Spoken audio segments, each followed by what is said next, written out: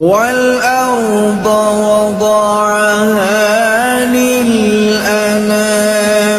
فِيهَا فَاكِهَةٌ وَالنَّخْلُ ذَاتُ الْأَكْمَامِ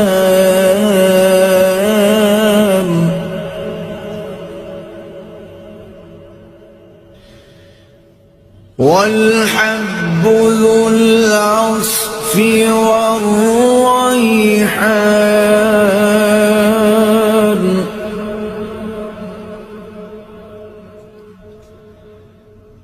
فَبِأَيِّ آلَاءِ